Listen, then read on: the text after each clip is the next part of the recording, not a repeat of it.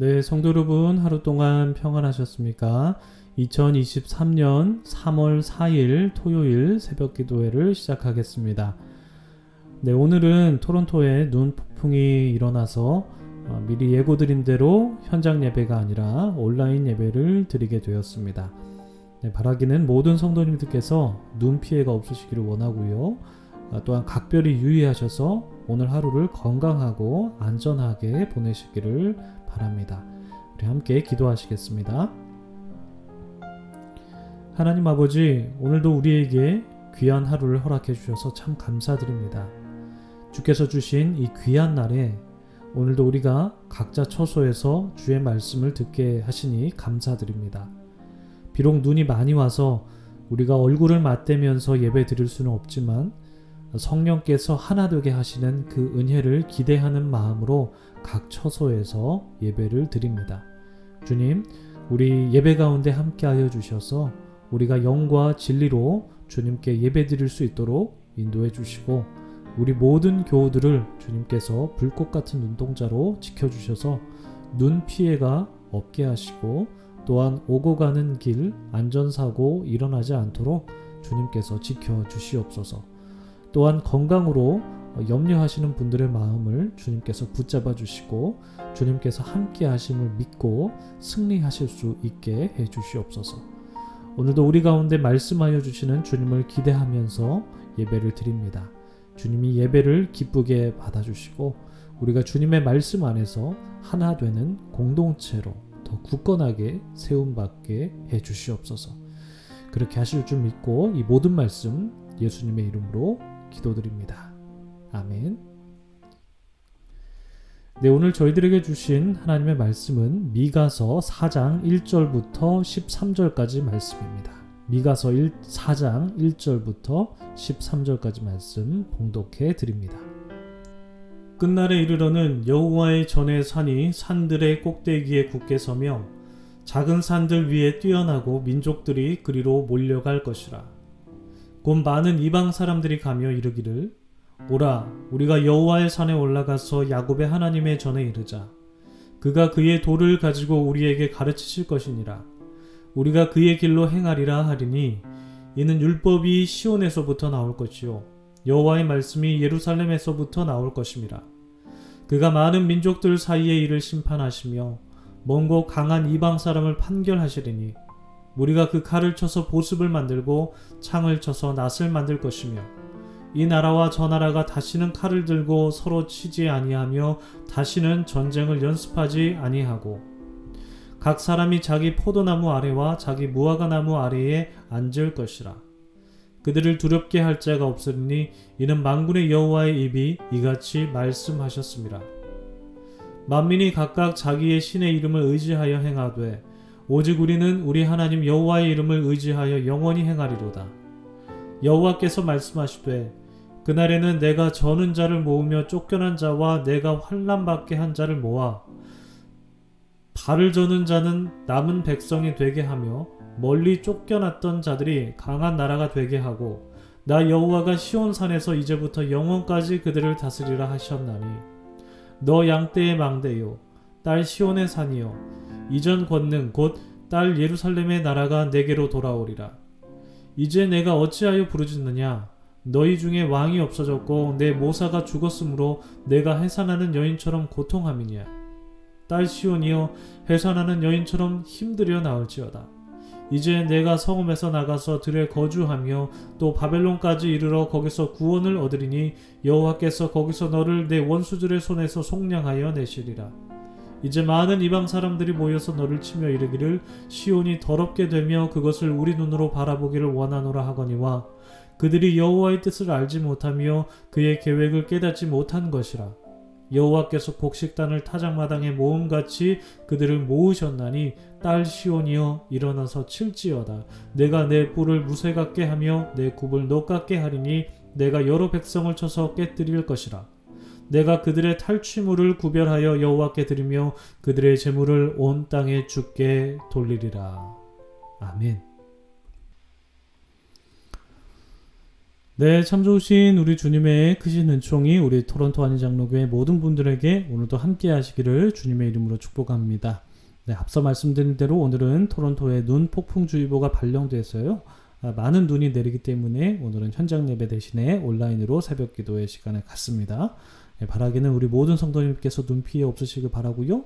모든 분들이 오늘 하루 건강하고 안전하게 잘 보내시기를 바랍니다. 우리는 오늘 미가서 4장 말씀을 나눕니다. 앞서 말씀드렸다시피 미가서는 이제 이스라엘에 대한 하나님의 심판의 메시지와 회복의 메시지가 담겨져 있는데, 우리가 지난 3일 동안 미가서를 통해서 이스라엘에 향한 하나님의 심판과 그 분노의 메시지를 보았습니다. 1장에서는 북이스라엘의 죄악과 허물에 대한 말씀을 보았고요. 또한 남유다에도 그 죄악이 미쳐서 그들이 심판을 받게 되는 장면도 나누었습니다. 그리고 2장에서는 탐욕에 빠진 자들에 대한 하나님의 심판의 메시지가 선포되었던 것을 우리가 보았고, 3장에서도 2장과 비슷하게 이제 재물을 탐한 지도자들과 선지자들에 관한 심판의 메시지를 보았습니다. 이렇게 1장부터 3장까지 이어지면서 우리는 죄를 지은 자들에 대한 하나님의 심판의 메시지를 이어서 보게 되었는데, 오늘 말씀에서는요, 하나님께서 심판의 메시지가 아니라 회복의 말씀을 해주시는 것을 볼 수가 있습니다. 특별히 오늘 본문에서는 하나님께서 비로소 이스라엘 백성들에게 평화의 때를 허락해 주실 것이다 라고 그렇게 말씀을 해주시고요. 또 한편으로는 이스라엘 백성이 바벨론 포로에서 돌아오게 될 것이다 라는 그런 예언의 말씀으로 되어 있습니다. 그래서 오늘 본문은 크게 두 부분으로 구성되어 있다라고 볼 수가 있는데, 첫 번째는 이스라엘에게 평화의 때를 허락해 주신다. 두 번째는 바벨론 포로에서 돌아오게 하신다. 라는 이렇게 두 부분으로 되어 있는데, 사실 두 부분이지만 맥락은 같다라고 그렇게 볼 수가 있습니다. 아무튼 첫 번째로 나온 말씀인 이 평화를 주시겠다라는 말씀을 생각해 보면, 이 평화라는 키워드를 우리가 묵상하게 되는 것 같은데, 저는 이 평화라는 키워드를 묵상하면서 찬양 한 곡이 떠올랐습니다. 그래서 그 찬양을 여러분들과 함께 나누면서 말씀을 시작하면 좋을 것 같다라는 생각이 들었는데요. 여러분 혹시 윌러브라는 찬양팀을 아십니까? 아마 청년들은 이 찬양팀을 잘 알고 있을 것이라 라는 생각이 드는데요. 장년분들께서는 아시는 분들도 물론 계시겠지만 모르시는 분들이 더 많지 않을까 싶습니다. 왜냐하면 이 윌러브라는 찬양팀은 2017년에 한국에서 결성된 예배팀이라서 비교적 이제 최근에 이루어진 팀이라서 아마 어르신분들은 잘 모르실 수가 있는데요. 이 찬양팀이 한국에서 많은 영향력을 끼치고 있는데, 이 찬양팀의 특색 중에 하나가 바로 예배를 드릴 때 찬양팀이 회중 가운데 서서 동그랗게 배치해서 서로를 마주보고 있는 대형을 취하고 있다는 것입니다. 그리고 회중들은 그 찬양팀 뒤에 서서 마찬가지로 동그란 대형으로 서가지고 이제 찬양을 부릅니다. 그러니까 찬양팀이나 회중들이 원형으로 둥그렇게 서서 서로를 마주보면서 하나님을 예배하는 것이 이 팀의 특징 중에 하나인데, 일반적으로 우리가 교회에서 찬양팀이 예배를 드릴 때 찬양팀은 단상에 올라가서 회중을 보면서 그렇게 하나님을 찬양하고, 회중은 단상 아래에서 찬양팀을 보면서 하나님을 찬양하는 게 일반적인데, 이 찬양팀이 이렇게 동그랗게 대형을 이렇게 만들면서 찬양하는데, 이렇게 동그란 대형을 추구하는 이유는 이 찬양팀과 회중이 서로 다른 방향에서 하나님을 찬양하는 것이 아니라 같은 방향을 바라보면서 하나님을 찬양하자라는 뜻에서 이제 원으로 대형을 꾸민 것이라고 합니다. 그러니까 원으로 동그랗게 쓰면 이제 시선이 가운데로 다 향하게 되니까 같은 방향을 바라보면서 찬양을 하게 되는 것이죠. 또한 그들이 시선이 모이는 그 가운데에 하나님의 임재를 바란다는 뜻이 담겨져 있다고 합니다. 그래서 이 원형 대형을 만들어서 찬양을 하고 있다고 하는데요. 이 윌러브가 부른 찬양 중에는 이제 그들 가운데 임하신 하나님을 찬양하는 곡이 있는데, 바로 시간을 뚫고 라는 찬양입니다. 이 찬양 가사를 짤막하게 소개해드리면 다음과 같습니다. 당신은 시간을 뚫고 이 땅 가운데 오셨네. 우리 없는 하늘 원치 않아 우리 삶에 오셨네. 자신의 편안 버리고 우리에게 평안 주셨네. 가장 낮은 자의 모습으로 우리 삶에 오셨네. 예수님께서는 이 시간을 뚫고 이 땅 가운데 오셨는데, 예수님께서 오신 이유는 우리가 없는 하늘을 원하지 않으셔서 우리 삶에 오셨다는 것입니다. 찬양 가사가 참 멋지죠. 그리고 예수님께서 우리에게 오신 의미는 바로 자신의 편안함을 버리시고 우리에게 평안을 주시기 위해서 이 땅 가운데 오셨다라는 것입니다. 그러니까 예수님께서 자신의 편안함을 버리고 우리에게 평안을 주셨다는 이 노랫말은 예수님의 낮아지심을 통해서 우리 가운데 평안이 깃들고 그 평안을 머금은 우리 삶에는 비로소 평화가 도래하게 된다라는 의미로 해석할 수 있을 것 같습니다. 이렇게 평화를 노래하는 이 찬양은 이 찬양 외에도 뭐 찬송가도 있죠. 찬송가 뭐 410장이라든지 412장도 하나님께서 우리에게 주신 평화를 노래하죠. 하나님께서 우리에게 평화를 주시는 것, 평안을 주신다는 노래, 그런 찬송 참 많이 있는데요. 이러한 찬양처럼 우리에게 평화를 주시고자 하는 그 하나님의 사랑은 바로 이제 심판이 아니라 궁극적으로는 평화라는 것이 이제 찬송을 통해서 그리고 오늘 말씀을 통해서도 깨닫게 되는 것 같습니다. 네, 오늘 본문 1절을 보시면 끝날에 여호와의 전에 산이 산들의 꼭대기에 굳게 서고 민족들이 그리로 몰려갈 것을 말씀하고 있고요. 또 이어서 2절에 많은 이방 사람들이 여호와의 산에 올라가서 하나님의 성전에서 하나님의 말씀을 듣고 하나님의 뜻을 행하게 될 것이라는 이런 말씀이 나와 있는데 이제 그 말씀이 이제 모든 먼 데 사람 곧 이방인들까지 포함된다라는 것은요. 하나님의 구원의 영역이 넓어졌다는 것이고 이것은 곧 모든 사람들에게서 하나님의 평화가 이제 확장되었다라는 것을 의미하는 것이겠죠. 이제 이 구원의 사건이 바로 예수 그리스도를 통해서 이루어졌다라고 우리는 고백을 하는데요. 이 모든 이들을 구원하는 이 놀라운 사건으로 인해서 벌어지는 광경이 무엇이냐? 그것은 바로 평화라는 것입니다. 이제 그 다음 구절을 보면 나와 있는데 3절 보시면요. 그가 많은 민족들 사이의 일을 심판하시며 먼 곳 강한 이방 사람을 판결하시리니 무리가 그 칼을 쳐서 보습을 만들고 창을 쳐서 낫을 만들 것이며 이 나라와 저 나라가 다시는 칼을 들고 서로 치지 아니하며 다시는 전쟁을 연습하지 아니하고 그러니까 즉 하나님께서 민족들 사이에서 심판하시는데 이 심판은 형벌을 위한 심판이 아닙니다. 평화가 담겨 있는 건데요. 그러니까 무리가 칼을 쳐서 보습을 만드는데 이 보습이라는 것은 농기구의 일종입니다. 그러니까 칼을 쳐서 농기구를 만든다. 무엇을 의미하는 것입니까? 평화가 도래한다라는 의미죠. 또한 창을 쳐서 낫을 만든다. 똑같은 것이죠. 창, 무기이고 낫은 농기구인데 이 창을 쳐서 낫을 만든다는 것도 즉 하나님께서 이 세상에 평화를 주시겠다라는 의미입니다. 4절과 5절도 같은 뜻입니다. 각 사람이 자기 포도나무와 무화과 나무에 앉아있는 것도 굉장히 목가적이죠.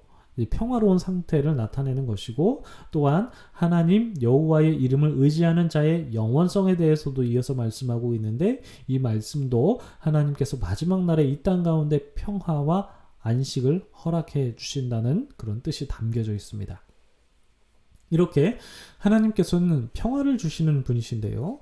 그러니까 하나님께서 이스라엘뿐만 아니라 우리에게도 평화를 허락해 주시는 분이시죠. 우리에게는 어떤 분을 통해서 평화를 허락해 주실까요? 네, 바로 우리 예수님이십니다. 우리 예수님께서 이 땅 가운데 평화의 왕으로 오셨다라는 것을 우리는 기억하고 고백을 하는데 비록 그분이 이 세상에 오셨을 때에는 그분을 받아들이지 않는 사람들로 인해서 분쟁도 일어나고 시기와 또한 살인도 있었지만 그래서 예수님께서도 그로 인해서 희생하셨지만 그렇지만 부활하시고 승천하신 예수님께서 이 땅에 다시 오시는 그 마지막 날에는 이 땅 가운데에 하나님의 나라가 완성되면서 진정한 하나님의 평화와 안식이 도래하게 되죠. 우리는 바로 그 완전한 평화의 때를 기다리면서 이 땅 가운데에 평화를 구현하기 위해서 예수의 제자로 살아가는 것이 바로 우리의 신앙이고 생활이 되어야 하는 것이죠. 따라서 우리가 우리 가운데에 완전한 평화를 이루실 예수님을 바라보면서 오늘 그 평화를 이루기 위해서 주님을 따라가고 주님의 길을 걸어가야 할 것입니다. 그렇게 평화의 걸음을 걸어가시는 우리 모든 성도님들 다 되시길 원합니다.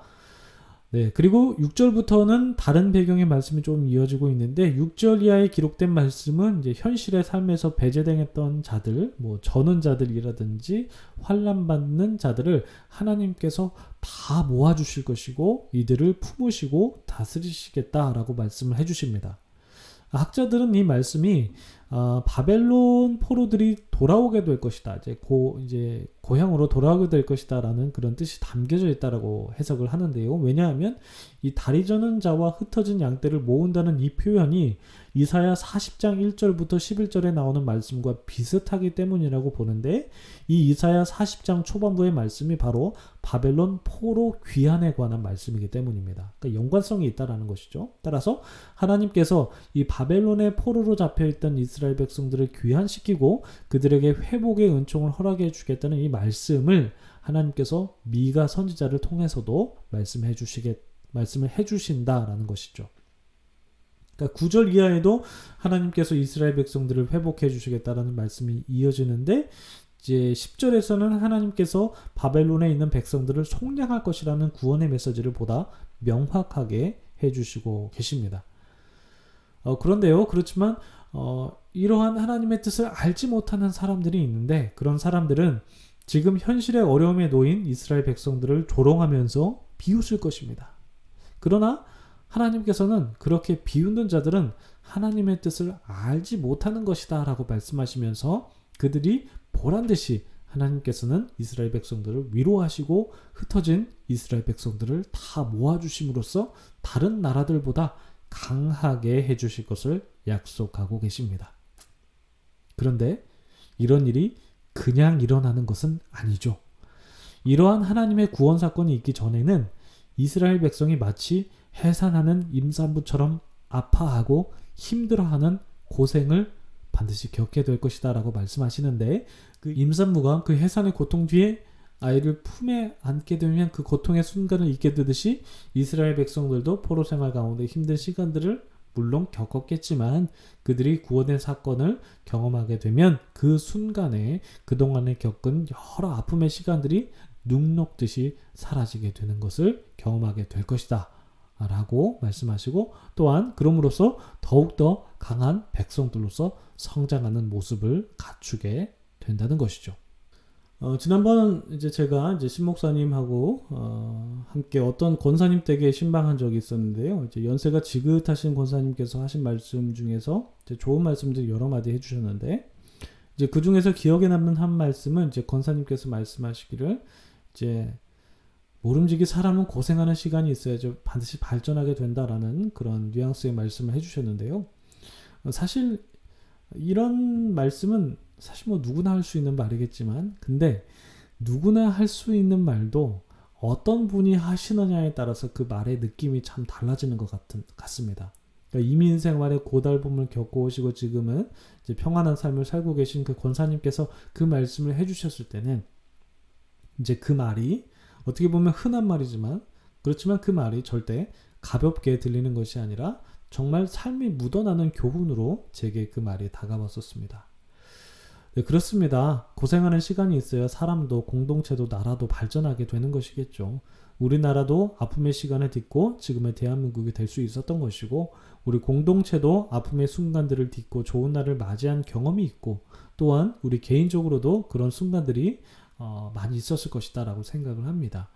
하나님께서 인생에게 힘든 순간을 주신 것은 그만큼 인생을 성장시키고 복받을 그릇을 만드는 과정을 주시기 위함인 것 같습니다. 예쁜 도자기를 만들기 위해서는 반드시 뜨거운 가마에 들어가는 것처럼 말이죠. 네, 그래서 혹시 우리네 삶이 어렵고 팍팍하더라도 하나님께서 더 좋은 날을 우리에게 예비해 주셨음을 믿고 다가올 은혜의 순간을 기대하면서 오늘의 힘든 시간들을 이겨내시길 주님의 이름으로 축복합니다. 이러한 믿음을 가지시고 우리에게 주어진 삶을 넉넉하게 이겨나가시면서 우리를 위해서 이 땅에 오신 예수 그리스도 그 시간을 뚫고 오신 예수 그리스도의 마음을 우리가 닮아서 우리가 하나님의 나라를 지향하면서 살아가는 그런 사람들이 되기를 원합니다. 그렇게 예수 그리스도의 마음을 닮아서 하나님의 나라를 지향하고 때로는 우리의 삶이 어렵고 힘들더라도 우리에게 더욱더 좋은 날을 주실 것을 우리가 믿는 마음으로 우리가 살아가는 우리 모든 토론토 한인장로교회 성도님들 다 되시기를 주님의 이름으로 축복합니다. 오늘 말씀 기억하시면서 우리 함께 기도의 자리로 나아가도록 하겠습니다. 기도하겠습니다.